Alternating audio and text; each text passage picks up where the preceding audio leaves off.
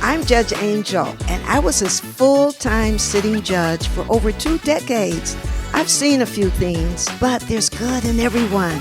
And we are here to motivate and encourage you to be all stars. Sit back, relax, and enjoy.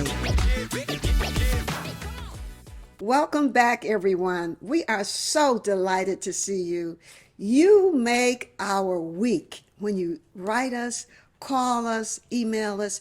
It is so delightful. Thank you for your encouraging words. Thank you for your suggestions. Every suggestion is a good suggestion. And guess what? You are going to be in for a treat today. We have a wonderful icon of Las Vegas, Phyllis A. James. She is the founder and the CEO of the Foundation for Women's Leadership and Empowerment. Phyllis, thank you for joining us. And thank you so much, Judge Angel, for inviting me. It's my pleasure to be here with you today. Thank you. We are delighted.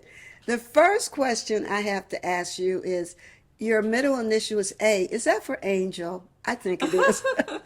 No, actually, it's for Anne. Oh, okay. Same thing. And Angel. Okay. We accept that. Now, you have had a very prestigious and just a illuminating career. Would you tell us your schooling path, your schooling journey? Sure. I grew up in Washington, D.C., and I'm a product of public schools in Washington, D.C. So, elementary school, junior high or middle school, and Woodrow Wilson High School. That's my public schooling education, and it's interesting that we just had a Supreme Court decision striking down affirmative action in college admissions or university admissions, but I am a product of affirmative action at work at Harvard University. I went to, at the time, it was Radcliffe College, and it was kind of in the process of merging into Harvard University. It was considered the female part of Harvard, and then they merged it, and it's just one college. Okay. But I graduated from Radcliffe slash Harvard, and after that went on to Harvard Law School, and that completed my formal education. Beautiful, beautiful. And we are so proud of you because you moved and jumped over some hurdles that all of us can encounter, but we have to know we can make it to the end. Now, Yes. did you have any siblings in the legal field or uh, parents in the legal field? How did you stay encouraged is where I'm going. Well, no, nobody else in my family is in the legal field, and several of my friends have heard this story, but my inspiration to become a lawyer came from a TV character, Perry Mason. Oh, I was an avid watcher of Perry Mason when I was growing up, and I was impressed by the fact that he was so knowledgeable, so studious, and was able to cite chapter and verse when he was in the courtroom, and just smart, yes. and I said, well, I want to be like that. So, but I would say that that was the professional influence, but I think the trait that has worked the most to my benefit in my life has been the example that my parents set for hard work. they weren't college educated, but they made a home for me and my sisters. We always had what we needed, not everything we wanted.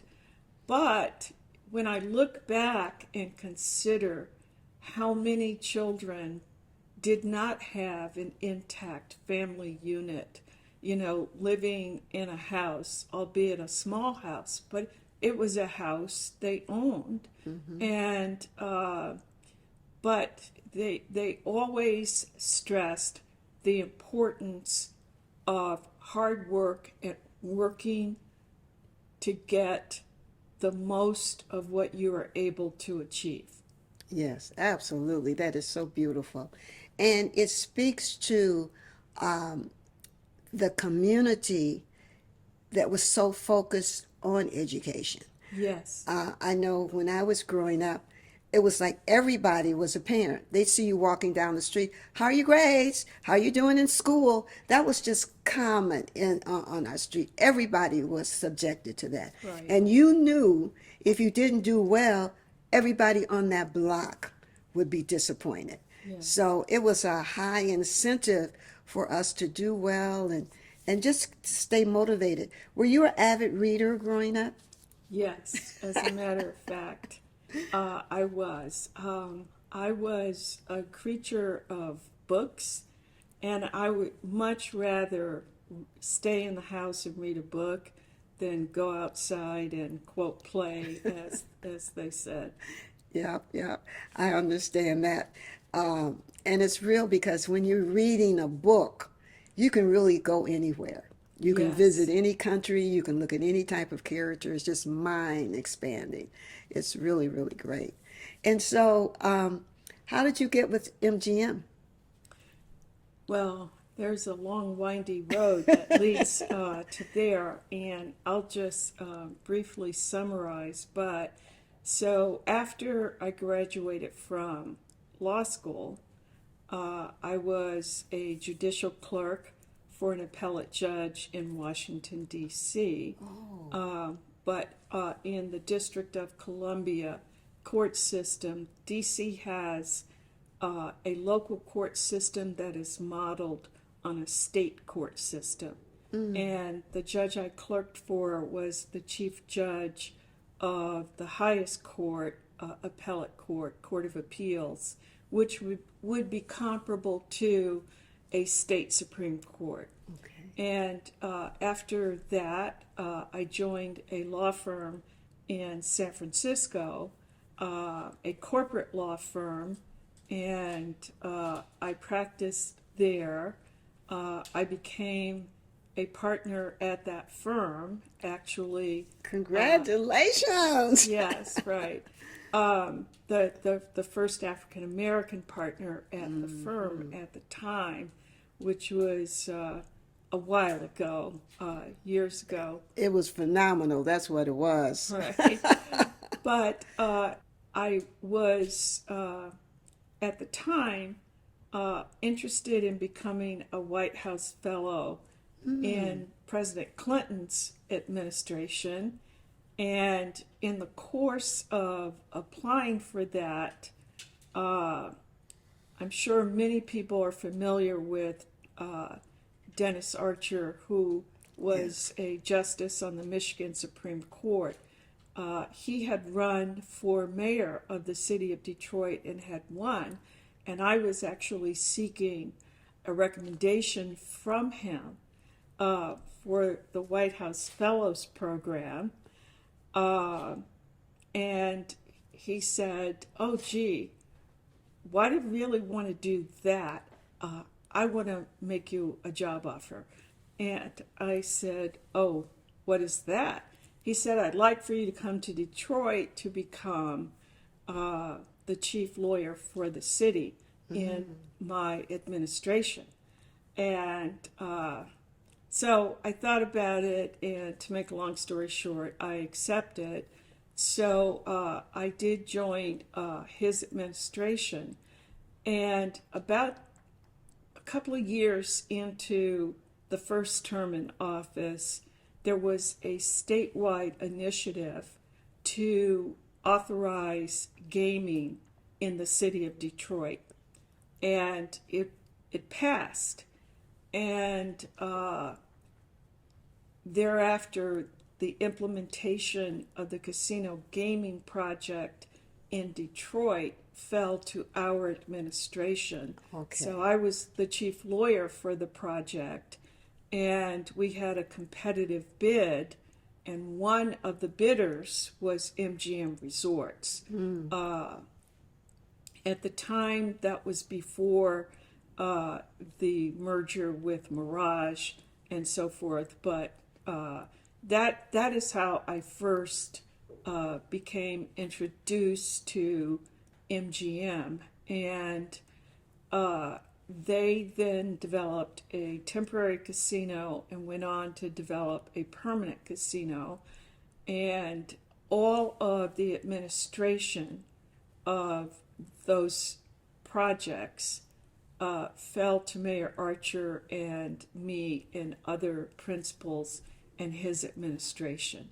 And then in 2002, after I served for 2 terms with Mayor Archer, I was recruited by the business principals at MGM to join MGM. See, MGM has always been progressive. They said, who is this lady? We need her on our team. Stay with us. We're going to tell you more exciting things about Phyllis James. Be right back. Hi, All Stars.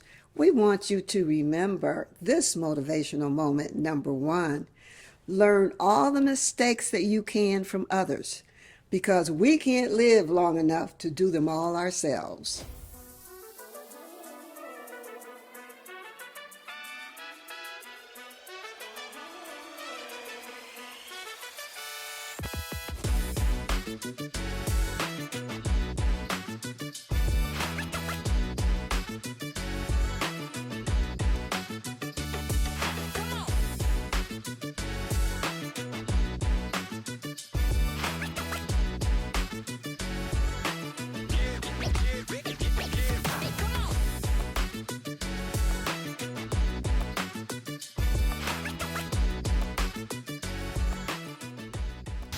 My name is Mike Faust. I'm an independent broker owner of a First Choice Business Brokers franchise.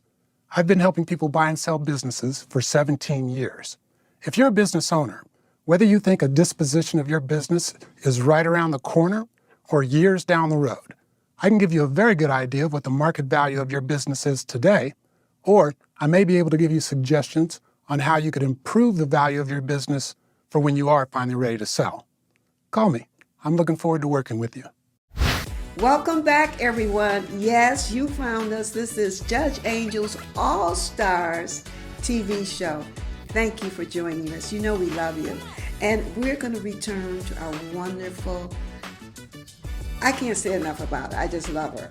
Elegant, queen, icon. But you've done so much for the city, and you just do it. You know, you don't ask for any kind of attention or anything. So I am just one of your biggest fans.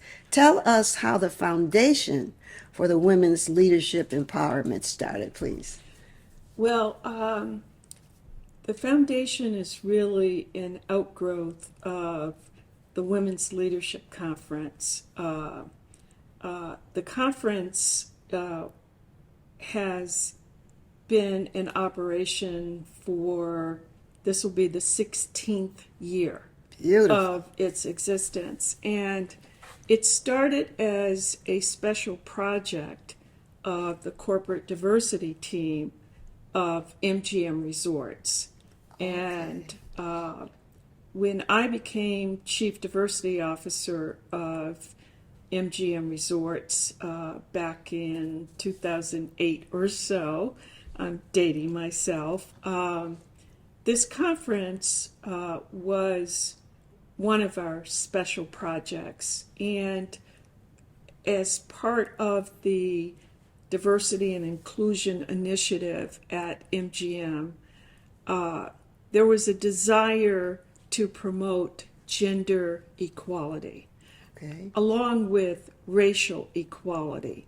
And so this conference was the result of a collaboration between representatives of the corporate diversity department at MGM and women leaders in the local Las Vegas community here.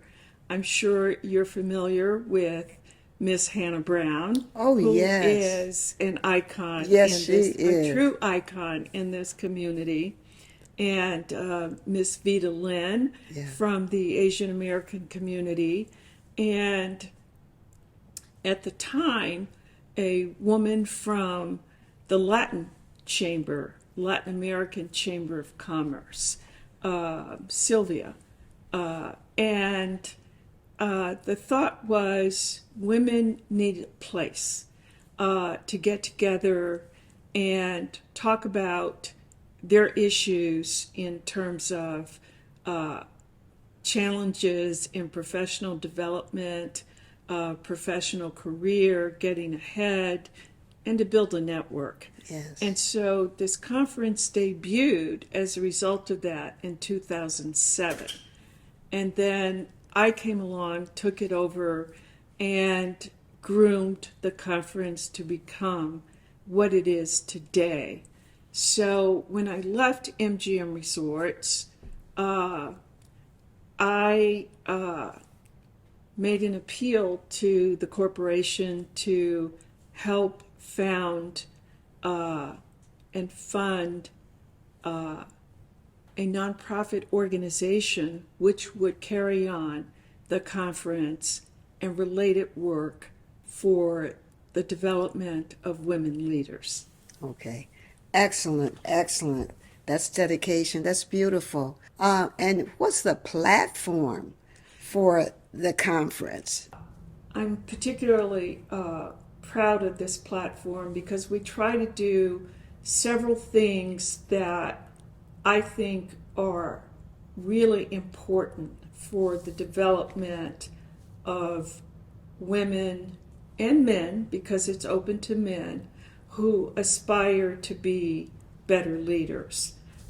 First, it is important for women in particular to see role models of highly accomplished women, because believe it or not, there are many, many women who don't see up close and personal accomplished women so that they can know that they too can become a vice president someplace or a director or start their own business, etc.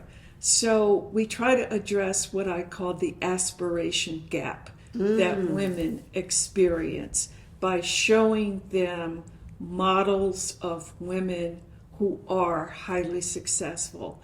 And all of these women didn't start in some glorified position someplace. Right. They, as I did, started from the bottom and developed upwards. The other thing we try to do is address what I believe is a huge skills gap when it comes to leadership competencies. A lot of people think, oh, well, women, they're good at empathy because, they nurture people, they're good at building camaraderie, etc. And those soft skills are very important for leaders, but let's face it, that's not going to get you running a business.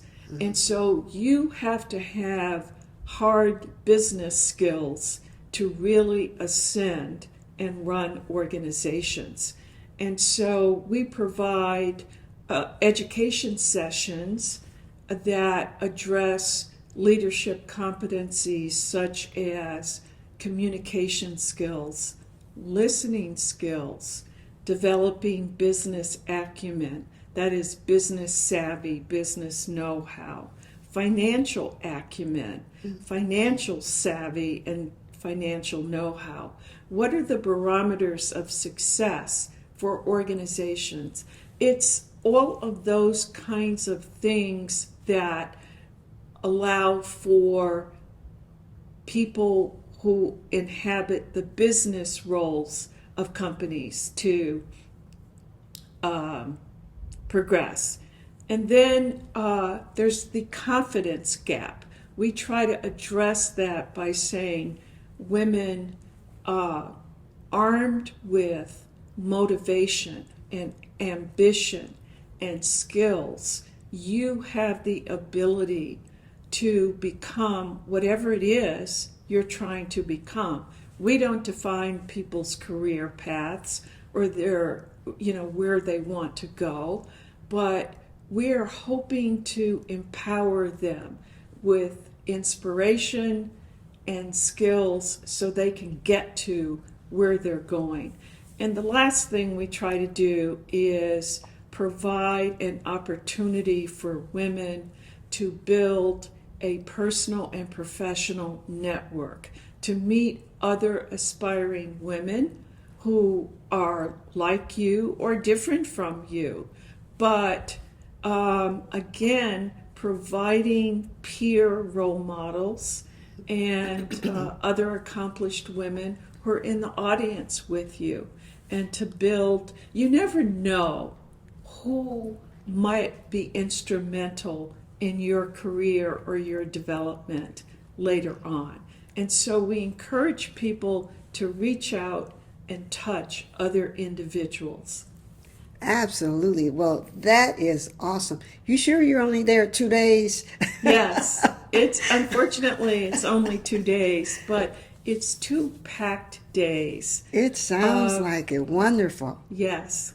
That is great. So you present all of this information with your speakers, Yes. different speakers, and We have main stage speakers who address the entire conference, and then we have what we call breakout education sessions where people pick particular courses or sessions that they're interested in, but organized around a track that correlates with a particular level of career. So we have 3 tracks: emerging leaders, which is basically women who aspire to be leaders or who are in entry-level leadership positions.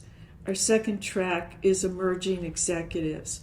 These are women who have 10 years or so of experience in the workforce, and they're generally around mid-level of management. And then we have the executive track, and these are people who are usually responsible for one or more units, departments, or business units in their companies. beautiful. So no matter where a woman is coming to the conference, there's going to be a track where she has peers Yes. basically on her Right. same level that Yes. she can interact with, learn from, and Yes, share exactly. information. That sounds fabulous. So it's the Women's Leadership Empowerment Conference. Be there. You've got to do that for yourself. You owe it to yourself. Now, Phyllis, before we let you go, tell us, how do you keep yourself motivated? What do you do when you have this hectic schedule? And yes. Well, I am motivated by the mission of the foundation at this point. This is the 4th stage, if you want to call it that, of my career. And I met so many women during the course of my career who would say, "Oh, how did you get to be what you are or do what you do?" And I mean, I just consider myself a hardworking lawyer who is striving to be the best that I can be myself. But I never thought of myself really as a role model for other women. Little did you know.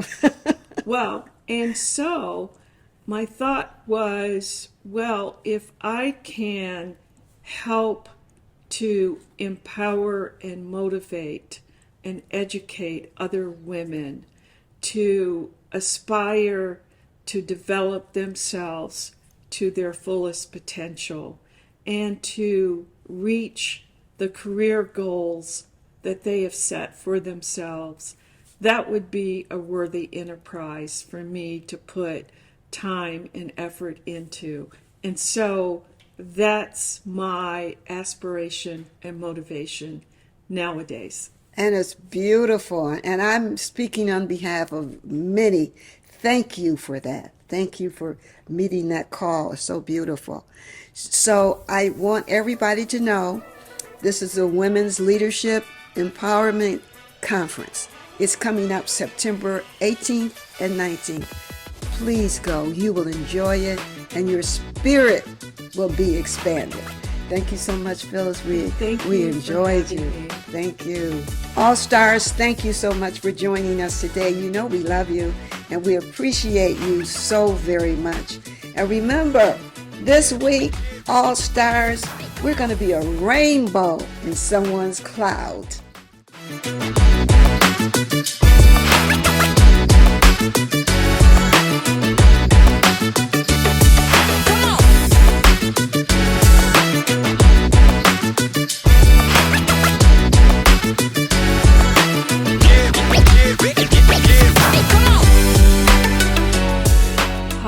I'm Phyllis A. James, and I am pleased to have appeared on Judge Angel's All-Star Show. I want to give a shout out to Judge Angel for producing what is such an inspirational community program. You know, oftentimes we don't know who's doing what in our community, and the news tends to focus on all that's negative. But we need people like Judge Angel, who is focusing on what is right and what is good that is happening in our community, that people can aspire to themselves. So I just want to thank Judge Angel for inviting me. I have really enjoyed working with her today.